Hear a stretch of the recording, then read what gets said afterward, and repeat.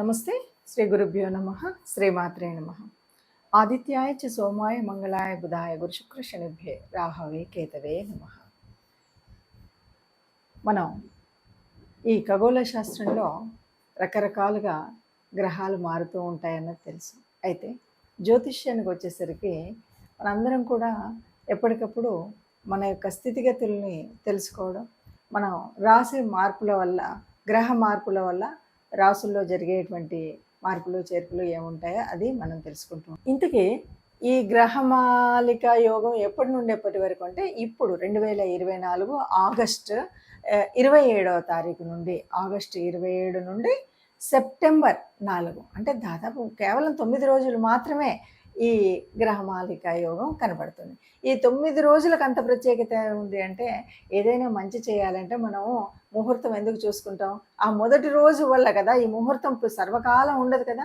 ముహూర్తం మంచిదైతే తర్వాత చేసే పనులన్నీ మనకు శుభంగా వర్ధిల్లుతాయి. అందుకని ఈ 9 రోజుల కాలంలో ఈ గ్రహయోగము అనేటువంటిది, ఈ యోగం ఉంది కదా, ఈ గ్రహమాలిక యోగం యొక్క ఫలాలు మనకు సిద్ధించాలంటే మనం చేయాల్సినవి అంటే ఈ రకంగా మనం ఎలా వడిసి పట్టుకోవాలి అనేటువంటిది మనం ఆలోచించాలి. జ్యోతిష శాస్త్రంలో మనం ఎప్పుడూ కూడా మన యొక్క రాబోయే స్థితిగతులను తెలుసుకోవడం అనేటువంటిది జన్మకుండలి ద్వారా మనం చేసేటువంటి పని. అయితే గ్రహాలు మారుతూ ఉన్నప్పుడు గ్రహ సంచారం వల్ల గోచార స్థితి ఏర్పడుతూ ఉంటుంది. ఆ గోచారం వల్ల ఒక్కొక్కసారి ఒక్కొక్క రకమైనటువంటి యోగాలు ఏర్పడుతుంటాయి, అవయోగాలు ఏర్పడుతుంటాయి. ఈ యోగాలు అనేటువంటివి అందరికీ తెలియవచ్చు, తెలియకపోవచ్చు. కానీ మనకు పరాశర సంహితలో కనబడేటువంటివి ఇలా మార్పులు చెందినప్పుడు అనేక గ్రహాల యొక్క కలయికల వల్ల, వాటి వల్ల దాదాపు 100కు పైచిలుకు యోగాలు అనేవి ఉన్నాయి. వీటిని తెలుసుకొని వీటి వల్ల మనకు ఏ రకమైన ఉపయోగం ఉంది, వీటిని ఎలా మనం ఈ సమయంలో ఏ రకమైన పనులు చేస్తే మనకు అది కలిసి వస్తుంది అనేటువంటిది తెలుసుకోవడం అనేది ముఖ్యం. అయితే ఇప్పుడు ప్రస్తుతం గోచారంలో అంటే చాలా తొందరలో ఖగోళంలో ఒక గొప్ప మార్పు అయితే జరగబోతుంది. ఆ మార్పు ఏమిటి అంటే, గ్రహాలన్నీ దాదాపుగా గ్రహాలు ఒక వరుసలో నిలబడుతున్నాయి. ఈ వరుసలో ఉండడం అంటే మనకి ఎలా కనపడుతుందంటే, ఒక పూలన్నీ కలిపి కడితే వచ్చేటువంటి మాలలాగా ఉంటుంది. అందుకని దీన్ని మాలికా యోగము అంటారు. అంటే గ్రహాలన్నీ ఒక మాలలాగా కడితే ఎలా ఉంటాయో అలా ఒక వరుసలో ఉండడాన్ని గ్రహమాలికా యోగం అంటారు. ఈ గ్రహమాలికా యోగం ఎక్కడ నుండి ఎక్కడి వరకు జరుగుతుంది అంటే, ముఖ్యంగా మనకి తెలుసు, వృషభ రాశిలో గురు భగవానుడు ఉన్నాడు, అది మొదటి స్థానంలో కనపడితే, మిథున రాశిలో మనకి బుధుడు వక్రించి ఉన్నాడు. ఇక కర్కాటకంలో కుజుడు ఉన్నాడు. సింహరాశిలో రవి తన సొంత ఇంట్లోనే ఉన్నాడు. తర్వాత కన్యలోకి వచ్చేసరికి కేతు భగవానుడు ఎప్పటి నుండో ఉన్నాడు, అతనికి తోడుగా శుక్రుడు వచ్చాడు. ఇప్పుడు మనకేం కనిపిస్తుంది అంటే, వృషభ రాశి నుండి కన్యా రాశి వరకు ఒక్కొక్క రాశిలో ఒక్కొక్క గ్రహము, చివరిలో 2 గ్రహాలు, ఇలా ఈ గ్రహాలన్నీ ఒక మాల కూర్చితే ఎలా ఉన్నాయో అలా మాలలాగా ఉన్నాయి. దీన్ని గ్రహమాలికా యోగం అంటారు. ఈ గ్రహమాలికా యోగం వల్ల ఎవరెవరికైనా ఉపయోగం ఉందా అంటే, ఇలాంటివి ఉన్నప్పుడు దాదాపుగా అందరికీ ఉపయోగం ఉంటుంది. అందరికీ ఉపయోగం ఉన్నప్పటికీ అది అందరికీ తెలుసు, తెలియకపోవచ్చు. ఒకవేళ ఈ మాలికా యోగాన్ని సరిగ్గా మనం ఈ సమయంలో మనం చేసే పనులు సరిగ్గా ఉంటే బాగుంటాయి. ఒక్కొక్కసారి ఏంటంటే కొన్ని పరిహారాలు అవి చేసుకోవాలి. ఆ పరిహారాలు కానీ, లేదంటే కొంత దేవతానుగ్రహం కోసం కానీ, గ్రహం కోసం కానీ కొన్ని పనులు చేయాలి. అలా చేసినట్టయితే ఈ ఉన్నటువంటి గ్రహమాలిక యోగం మనకి చక్కటి ఒక పని చేసుకునేటప్పుడు ఆ పనికి ఇంకా అంటే ఈరోజు ఈ పని చేయడం వల్ల రేపటి భవిష్యత్తుకు బాగా ఉపయోగపడింది అనేటువంటి పనులు కొన్ని ఉంటుంటాయి. అంటే ఆ రోజు ఆ పని చేయబట్టి నాకు తర్వాత ఎంత కలిసి వచ్చింది అంటుంటారు కదా. అలాంటి యోగం రావాలి అంటే ఈ గ్రహమాలిక యోగం ఉన్నటువంటి కాలంలో కొన్ని పనులు చేస్తే కలిసి వస్తుంది. అయితే ఇందులో కూడా మనం ఏంటంటే ఒక్కొక్క రాశి వారికి మరి ఎలా ఉంటుంది, ఎవరికి ఏ రకంగా ఉంటుంది అన్నది కూడా మనం విడివిడిగా చూద్దాం. ఇప్పుడు మేషరాశి వారికి మరి ఈ గ్రహమాలిక యోగం ఎలా ఉంది అంటే, మేషరాశి వారికి ద్వితీయ నుండి దాదాపుగా షష్టమ స్థానం వరకు అంటే ఆహ్, గురు గురువు వృషభంలో ఉన్నాడు కదా! వృషభంలో గురువు ఉన్నాడు.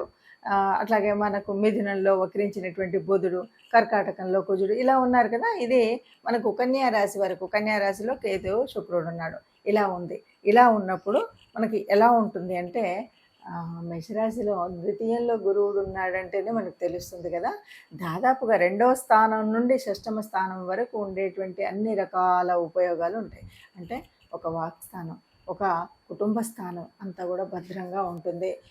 తృతీయం కమ్యూనికేషన్ స్కిల్స్ ఇవన్నీ కూడా బాగా ఉంటాయి.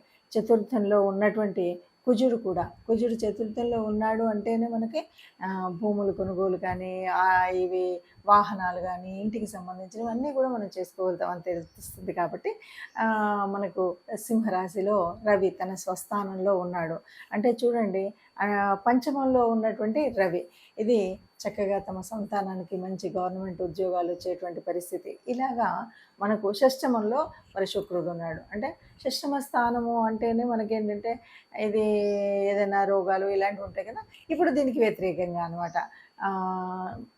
కేతువు కూడా అదే స్థానంలో ఉన్నాడు. కొంత వైరాగ్యం ఉన్నప్పటికీ కూడా మనకి ఎలా ఉంటుంది అంటే అన్ని రకాలుగా మొత్తంగా మనం రిజల్ట్ కనుక చూసుకున్నట్టయితే మంచి ధనం అంటే ఆర్థిక వ్యవస్థ పరిపుష్టం అవుతుంది. సంతానం విషయంలో బాగుంటుంది. సంతానం ఉద్యోగం విషయంలో బాగుంటుంది. మొత్తంగా చెప్పాలంటే ఈ ఇక్కడ ఈ ఉన్నటువంటి ఈ 9 రోజుల కాలంలో మనం మంచి పనులు చేసేటువంటిది చాలా అంటే మన కోసం మనం చేసుకుంటూ ఉంటాం కదా! ఏదైనా మొదలుపెట్టేవి ఇలాంటివి ఇవి చక్కగా మన డెవలప్మెంట్‌కు మొదలు పెట్టుకునేటువంటివన్నీ కూడా చాలా తర్వాతి కాలంలో వృద్ధి చెందే విధంగా ఉంటాయని చెప్పొచ్చు. ఇప్పుడు ఏదైనా సరే మనం చూసాం కదా! ఇలా ఉన్నప్పుడు మనం ఎలా చేయాలి? ఏ రకంగా చేస్తే మనకు ఉపయోగం అంటే మన చుట్టుముట్టు కూడా చాలా కలిసొచ్చే విషయాలు ఉంటాయి. మనకు ఎందుకో తెలుసుకోలేకపోతాం. ఇప్పుడు మనం తెలుసుకున్న దాన్ని బట్టి ఇప్పుడు గ్రహమాలిక యోగం ఉంది కాబట్టి మనం ఈ పని చేస్తే బాగుంటుంది. ఈ పని వల్ల మనకి ఇలాగ ఉంటుంది. అంటే ఈ గ్రహమాలిక యోగం నేనున్నటువంటి నా రాశి నుండి ఎన్నో స్థానంలో ఉంది, 5వ స్థానంలో ఉంది, 6వ స్థానంలో జరుగుతుంది, 7 నుండి 9 ఇలాగా మనకి తెలుస్తుంది. కాబట్టి ఇలా తెలిసినప్పుడు ఈ గ్రహాలు ఈ రాసులలో ఉన్నప్పుడు మనకి ఈ గ్రహాల వల్ల కలిగేటువంటి ఉపయోగమైనటువంటి పనులు ఏమున్నాయి, దాన్ని మనం ఏం చేయొచ్చు, ఏం చేస్తే జీవితంలో ఇక సుస్థిరంగా ఉండడానికి కొంత మంచి జరిగేటువంటి అవకాశం అయితే ఉంటుంది. అయితే ఏదైనా సరే అన్ని గ్రహాలు అందరికీ యోగించవు కదా! అందరికీ ఇదేమో మనం జన్మకుండల్లో చూసుకునేటువంటిది కాదు కదా!